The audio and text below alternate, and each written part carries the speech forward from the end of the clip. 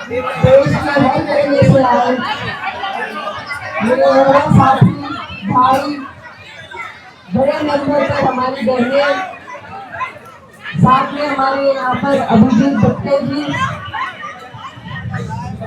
गंगा जी और जितने भी लोग लगभग 1 महीने से यहाँ पर आंदोलन कर रहे हैं, मैं आप सभी का पूरे देश की तरफ से, इस देश के हर युवा, हर बच्चे की तरफ से आपको सल्यूट करती हूँ, क्योंकि जो काम इस देश का संसद नहीं कर सकता, जो काम इस देश के नेता नहीं कर सके, वो ज्वाला जगाने का काम आप लोगों ने हमारे बीच में किया है। हम आपका दिल की गहराई से धन्यवाद देते हैं। आज शर्मनाक तस्वीर यहाँ पर प्रशासन ने बनाई, जिस तरीके से सोनम सर को यहाँ से उठाकर ले जाया गया, वो सिर्फ आपने हमने नहीं, इसको बाहर करो यार, ये दुनिया ने देखा है। बाहर करो इसको। आपने हमने सपने देखे, इसने हमारा सर झुकाने का काम किया, हमें शर्मसार करने का काम किया। लेकिन मैं आपको यकीन दिलाना चाहती हूँ कि अगर आप और हम इसी तरह डटे रहे, जुड़े रहे, तो यही तस्वीर है जो देश की तकदीर को बदलने का भी काम करेगी।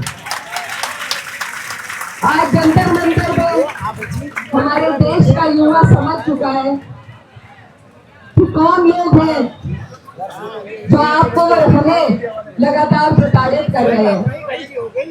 एक मजहब की लड़ाई बिना मतलब के जारी रखते हैं, ताकि हम अहम मुद्दों से भटक सकें, ताकि हम शिक्षा, स्वास्थ्य, अपनी जरूरतों से भटक सकें। इसमें कहीं ना कहीं कमी हमारी भी रही है।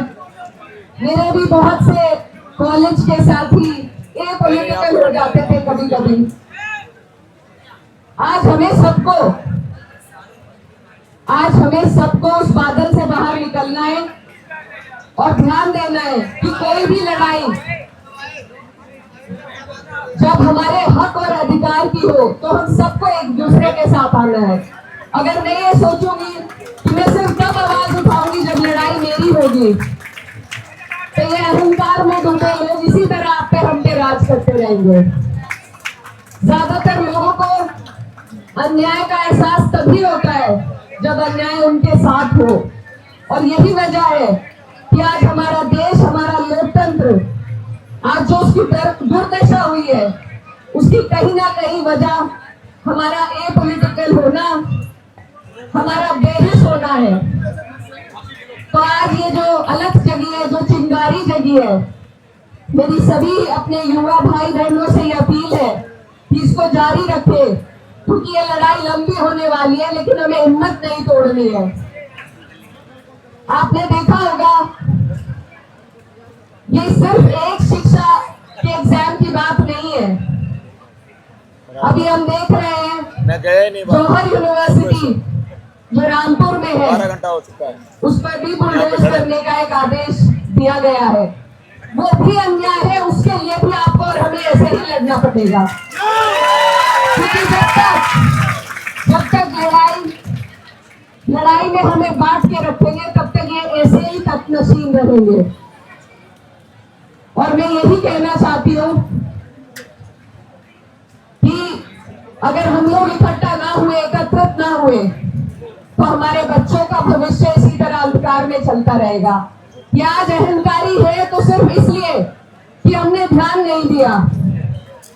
मीडिया को डेमोक्रेसी की चौथी नींव कहा जाता है, लेकिन मैं मानती हूँ कि हमारे देश का युवा और इस देश का नागरिक लोकतंत्र की सबसे बड़ी नींव है। हमें अपनी ताकत को पहचानना होगा, समझना होगा। जब हम अपने घर का निर्माण करते हैं, घर बनाते हैं, कोई इमारत बनाते हैं, तो सिर्फ मिस्त्री के सहारे से नहीं छोड़ते, रोजाना उसकी देखरेख, उसकी देखभाल में हम ध्यान देते हैं।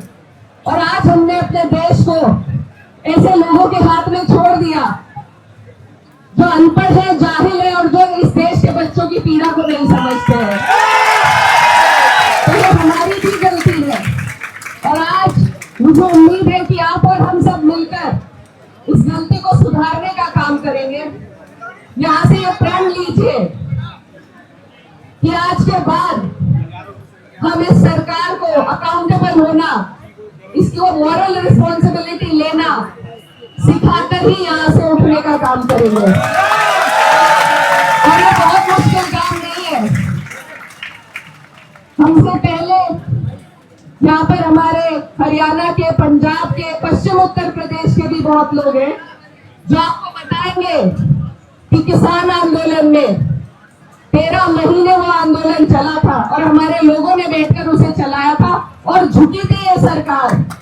आपको और हमें बस हिम्मत रखनी है, हमें अपना जज्बा बरकरार रखना है इन्हें झुकाने के लिए। और मुझे उम्मीद है पूरी कि आप और हम ऐसे अड़े रहे तो ये सरकार जरूर झुकेगी, आपके सामने ये सरकार जरूर झुकेगी। और मैं सरकार को सिर्फ यही कहना चाहती हूँ कि आपसे पहले जो सच यहाँ गद्दा नशीं था, तख्त नशीं था, उसको भी अपने खुदा होने पर इतना ही यकीन था, लेकिन अब सिंहासन खाली करना पड़ेगा क्योंकि जनता जाग चुकी है। सर की कुर्बानी को आपको और हमें याद रखना है, उनका साथ देना है। और मैं वादा करती हूँ आपसे, हमारी पार्टी के 37 सांसद हैं और 37 के 37 सांसद आपके साथ 20 जुलाई को मार्च करने का संकल्प। मुझे पूरी उम्मीद है कि विपक्ष के भी सभी लोग और भी बहुत लोग आएंगे, लेकिन अपनी पार्टी की तरफ से मैं आपको ये यकीन दिला के जाना चाहती हूँ और आपके इस जज्बे को, आपकी स्पिरिट को सलाम करती हूँ कि आप यहाँ भूखे प्यासे इस गर्मी के हाल में बैठे हैं एक ऐसी सरकार से लड़ने के लिए जो अंग्रेजों से भी बदतर है। आज का दिन देखने के लिए हम आजाद हुए थे, क्या आज का दिन देखने के लिए हमारे पुरखों ने अपनी जान की कुर्बानी दी थी? ये लोग जब गांधी जी अनशन पर बैठे थे, इनसे ज्यादा इंसानियत में कहती हूँ अंग्रेजों में थी शायद, लेकिन ये इस तरह के बेरहम लोग हैं, इनको जवाब देने का काम आपको और हमें मिलजुल कर करना है।